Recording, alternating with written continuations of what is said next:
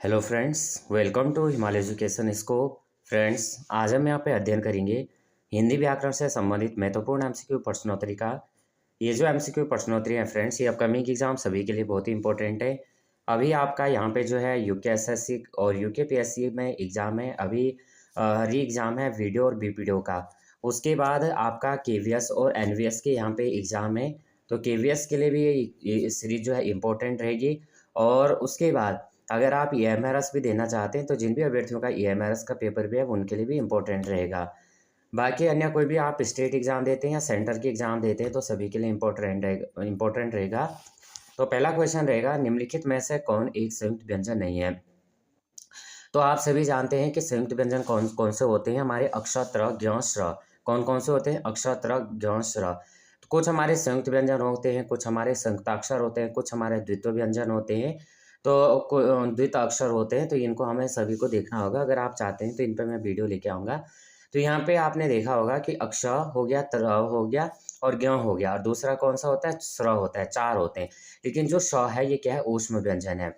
Right answer हो जाएगा option number यहाँ पे बी हो जाएगा। अगला क्वेश्चन है, निम्नलिखित में से कौन सा शब्द तत्सम है। इनमें से बताना है कौन सा शब्द यहाँ पे तत्सम है। अब तत्सम और तद्भव, तत्सम हमारे क्या होते हैं, शुद्ध हिंदी के रूप होते हैं, लेकिन जो तद्भव होते हैं हमारे वो संस्कृत से बिगड़े हुए जो रूप होते हैं उनको हम क्या कहते हैं, तद्भव कहते हैं।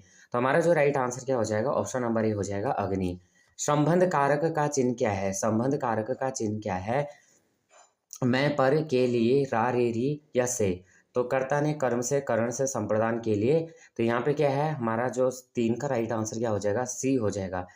तीन का क्वेश्चन नंबर तीन का क्या हो जाएगा, रा, रे, री संबंध कारक, जो क्या दिखाता है, संबंध दिखाता है। अगला, जैसी करनी वैसी भरनी। अंग्रेजी शब्द ड्राफ्टिंग का भारत सरकार द्वारा स्वीकृति हिंदी अनुवाद अनुवाद होगा। अंग्रेजी शब्द ड्राफ्टिंग का भारत सरकार द्वारा स्वीकृत हिंदी अनुवाद होगा। इनमें से हमें क्वेश्चन नंबर चार का बताना है, तो क्या हो जाएगा, ऑप्शन नंबर डी हो जाएगा, प्रारूपण। ये क्वेश्चन आपने जो है किसी न किसी एग्जाम में बहुत बार देखे होंगे। तो इस तरह के क्वेश्चन। अगला है, विलोम शब्द हमें बताना है कि कौन से यहाँ पे विलोम युगीन नहीं है। सबसे पहले दिया गया है गुण दोष, न्यून अधिक, पाप पुण्य, बृहद विशाल। अब यहाँ पे देख रहे होंगे आप कि गुण और दोष ये ठीक है। न्यून अधिक, न्यून का होता है कम, अधिक का होता है ज़्यादा। पाप और पुण्य ये भी सही है, लेकिन ये क्या हो गया, दोनों पर्यायवाची हो गए। बृहद का मतलब भी ज़्यादा होता है, विशाल का मतलब क्या होता है, ज़्यादा होता है। तो डी हमारा राइट आंसर हो जाएगा। तालव्य व्यंजन है, तालव्य व्यंजन इनमें से कौन से हैं। अब हम इसको कैसे, क, ख, ग, घ, ग, च, छ, ज, झ, इस तरह से इनको लगाएंगे। जो हमारे पांच वर्ग होते हैं, तो पांच वर्ग को हमें लगाना है। फिर इसको हम क्या करेंगे, कंठ, तालु, मूर्धन्य, दंत इस तरह से लगाएंगे। अब ये कह रहा है कि तालव्य व्यंजन कौन कौन से इनमें से हमें बताने हैं। Question number 6। तो हमारा क्या हो जाएगा, राइट आंसर हो जाएगा च, छ, ज, झ। क्या हो जाएगा, च, छ, ज, झ।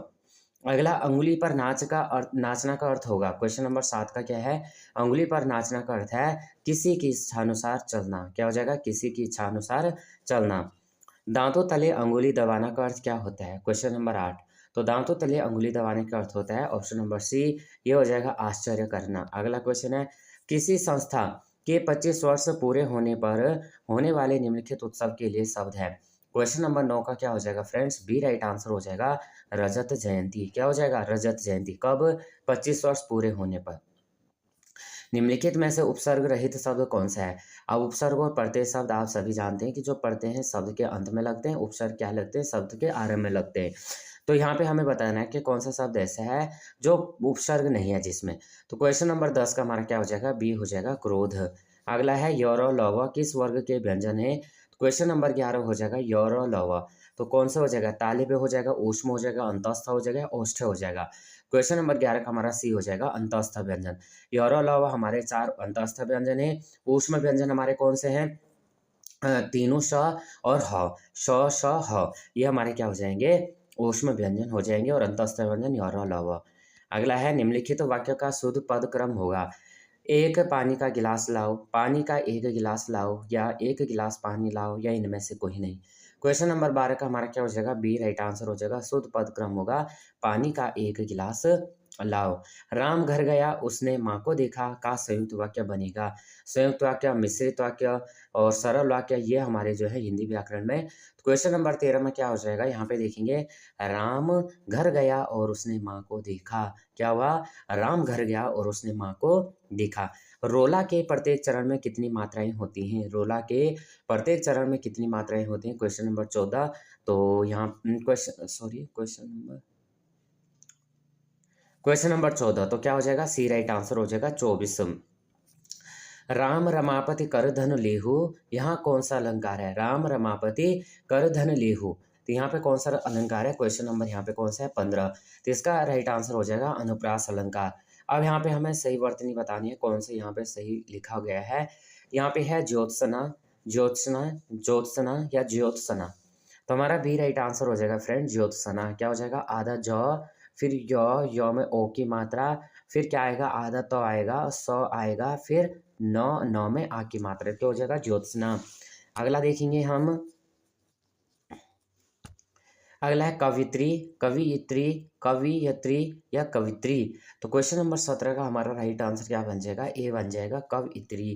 क व य में छोटी की मात्रा, फिर त्र में बड़ी की मात्रा। उसके बाद है उज्ज्वल होता है या उज्ज्वल होता है, उज्ज्वल होता है या उज्ज्वल होता है। तो हमारा डी राइट आंसर हो जाएगा यहाँ पे। ऊ लिखना है और दोनों जौ क्या होंगे, आधा आधा जौ। इसी जो ये जैसे ये जौ है ना, इन्हीं को हम क्या कहते हैं, संयुक्ताक्षर कहते हैं, संयुक्ताक्षर। तो उसके बाद क्या हो जाएगा, क्वेश्चन नंबर 19 देखेंगे, छ, छह, छह, छः। तो हम कैसे लिखते हैं, छ लिखते हैं, ऐसे लिखते हैं ना, आपने भी लिखा होगा छ, ऐसे हलंत दे देते हैं। कोई कोई छ भी लिखता है, लेकिन क्या है, ये शुद्ध नहीं है, लेकिन सबसे ज़्यादा शुद्ध यही है। जिजीविषा, जिजीविषा, जजीविषा या जिजीविषा। क्वेश्चन नंबर 20 में क्या हो जाएगा, ए राइट आंसर हो जाएगा जिजीविषा।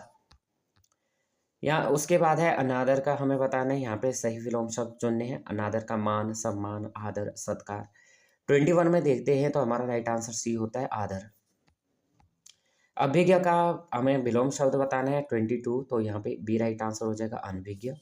अर्थ का तो सभी जानते हैं इति होता है। करुणा का बताने हैं तो करुणा का क्या हो जाएगा 24 में, बी राइट आंसर हो जाएगा निष्ठुर। रिजु का क्या हो जाएगा, रिजु का हमें बताना है 25 में, तो डी राइट आंसर हो जाएगा वक्र हो जाएगा। नीचे चार चार शब्दों के समूह दिए गए हैं, प्रत्येक के 3 पर्यायवत और एक भिन्नार्थी चुनिए। जैसे यहाँ पे दिया है उत्साह, उत्सव, उत्साह, पर्व, समारोह।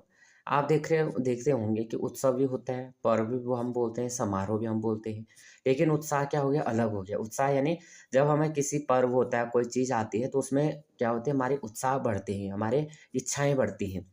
उसके बाद है दिवस हो गया, वासर हो गया, दिन हो गया और प्रसून हो गया।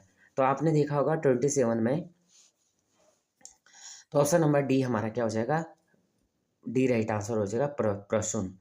दिन, वासर, दिन ये क्या है, हमारे एक तरह के शब्द हैं, यानी पर्यायवाची है।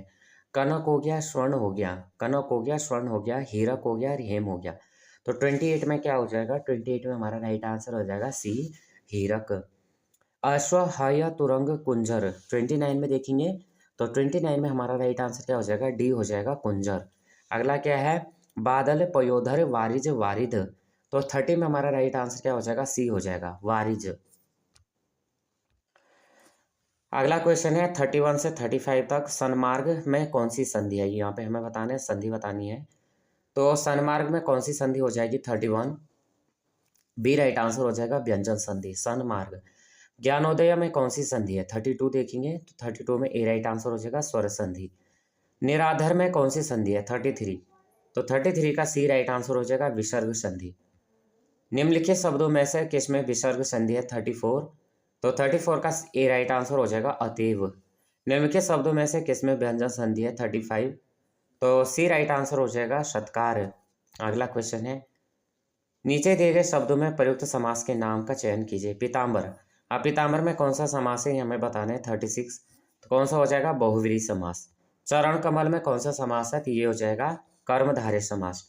घुड़सवार में कौन सा समास है 38, तो हमारा सी राइट आंसर हो जाएगा तत्पुरुष समास। चौराहा में कौन सा समास है 39, ए राइट आंसर हो जाएगा द्विगु समास। गर्भ शून्य में कौन सा समास है, तो क्या हो जाएगा करण तत्पुरुष समास हो जाएगा। अब यहाँ पे क्या है, जो व्यर्थ की बातें करें, अनेक शब्दों के लिए एक शब्द देखेंगे, तो जो व्यर्थ की बातें करें 41, तो सी राइट आंसर हो जाएगा वाचाल। जो देखने में प्रिय लगता हो 42 क्या हो जाएगा? बी हो जाएगा प्रियदर्शी।